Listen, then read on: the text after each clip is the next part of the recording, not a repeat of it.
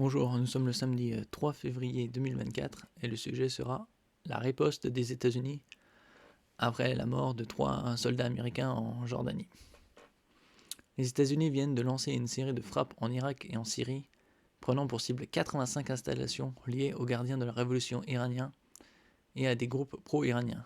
Ces attaques sont une réplique à l'incident survenu en Jordanie, où 3 soldats américains ont perdu la vie et 40 autres ont été blessés.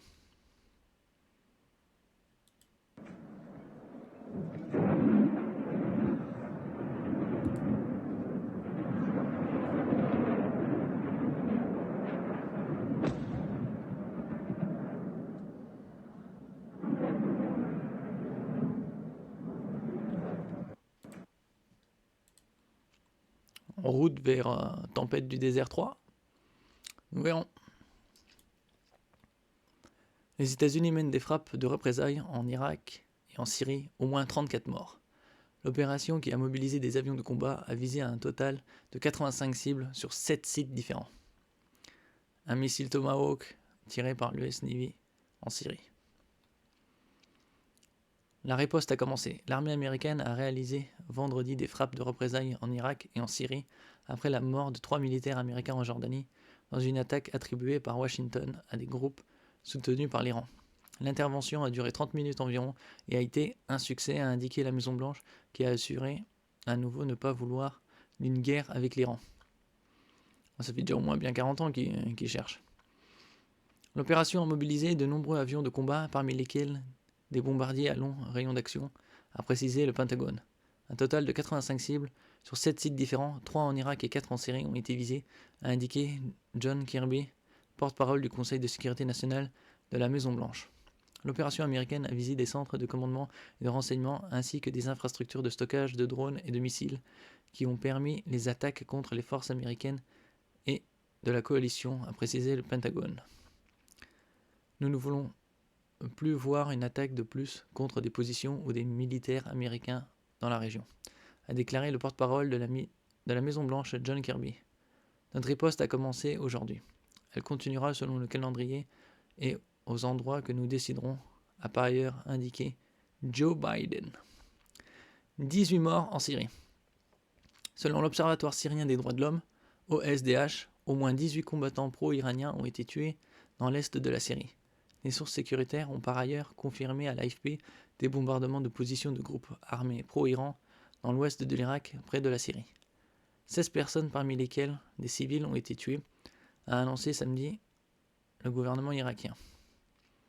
La Maison-Blanche a assuré que les États-Unis avaient prévenu le gouvernement irakien avant les frappes. Ce dernier a fustigé une violation de la souveraineté irakienne. Ces frappes font craindre des conséquences désastreuses pour la sécurité et la stabilité de l'Irak et de la région. Condamné un porte-parole militaire du Premier ministre irakien dans un communiqué. 165 frappes de drones contre les forces américaines. Depuis la mi-octobre, plus de 165 frappes de drones et tirs de roquettes ont visé les forces américaines déployées avec une coalition internationale anti-djihadiste en Irak et en Syrie, mais aucun militaire américain n'avait été tué, jusqu'à l'attaque de dimanche en Jordanie.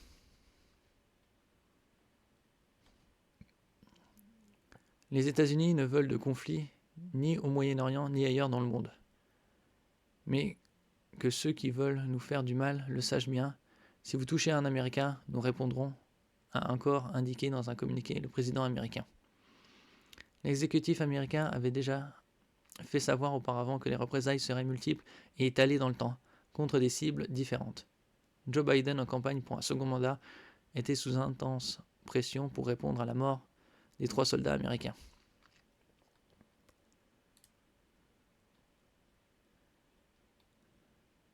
Un article écrit par l'Express.fr avec AFP de la rubrique Monde.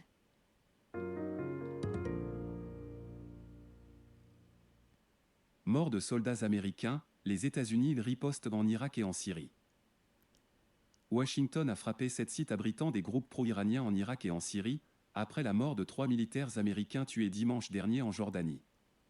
Les États-Unis ont dit vendredi avoir mené avec succès des frappes de représailles visant des forces d'élite iraniennes et des groupes pro-iraniens en Irak et en Syrie, Joe Biden avertissant qu'elles allaient continuer.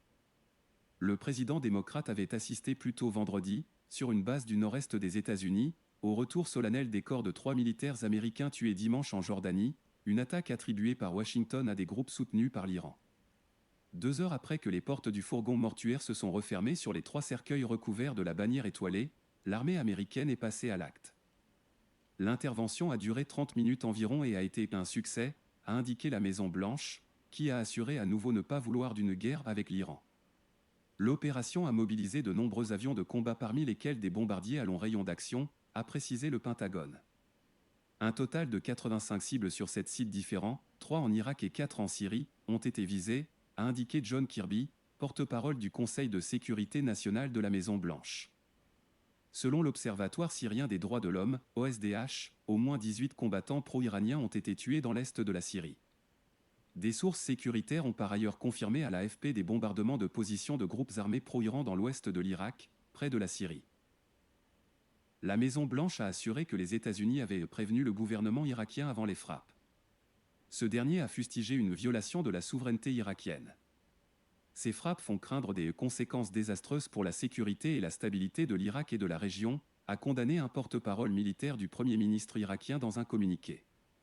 L'armée syrienne a annoncé des morts, des blessés et des dégâts importants dans les frappes, ajoutant dans un communiqué que l'occupation américaine du territoire syrien ne peut plus durer. L'opération américaine a visé des centres de commandement et de renseignement, ainsi que des infrastructures de stockage de drones et de missiles qui ont permis les attaques contre les forces américaines et de la coalition, a précisé le Pentagone. Nous ne voulons plus voir une attaque de plus contre des positions ou des militaires américains dans la région, a déclaré le porte-parole de la Maison-Blanche John Kirby. Notre riposte a commencé aujourd'hui. Elle continuera selon le calendrier et aux endroits que nous déciderons, a par ailleurs indiqué Joe Biden. Depuis la mi-octobre, plus de 165 frappes de drones et tirs de roquettes ont visé les forces américaines déployées avec une coalition internationale anti-djihadiste en Irak et en Syrie, mais aucun militaire américain n'avait été tué, jusqu'à l'attaque de dimanche en Jordanie. Les États-Unis ne veulent de conflit ni au Moyen-Orient ni ailleurs dans le monde. Mais que ceux qui veulent nous faire du mal le sachent bien, si vous touchez à un Américain, nous répondrons, a encore indiqué dans un communiqué le président américain. L'exécutif américain avait déjà fait savoir auparavant que les représailles seraient multiples et étalées dans le temps, contre des cibles différentes. Joe Biden, en campagne pour un second mandat, était sous intense pression pour répondre à la mort des 3 soldats américains. Les corps de William Jerome Rivers, Kennedy Ladon Sanders et Breonna Alexandria Moffett, militaires de l'État américain de Géorgie, Sud, ont été sortis un vendredi d'un imposant avion de transport militaire, sur la base de Dover, nord-est. John Kirby a toutefois assuré qu'il n'y avait pas de lien entre le moment choisi pour mener les frappes, qui dépendaient entre autres des conditions météo, et la cérémonie de retour des dépouilles, à laquelle a assisté Joe Biden. Le démocrate de 81 ans, qui est resté immobile dans le vent froid, la main sur le cœur et le regard fixé droit devant lui, était accompagné de son épouse Jill Biden, du ministre de la Défense Lloyd Austin, du chef d'état-major Charles Brown et d'autres personnalités. Les familles des 3 militaires, à l'écart de la presse, étaient également présentes. La cérémonie, réglée au millimètre, a duré une dizaine de minutes, dans un silence total seulement interrompu par des ordres destinés aux militaires. Joe et Jill Biden avaient déjà, au même endroit, assisté au rapatriement des corps de militaires américains tombés lors d'un attentat à l'aéroport de Kaboul le 26 août 2021, au moment du retrait chaotique d'Afghanistan. On verra si ça va conduire vers un tempête du désert 3. Parce que les Américains sont également en guerre contre les Houthis au Yémen.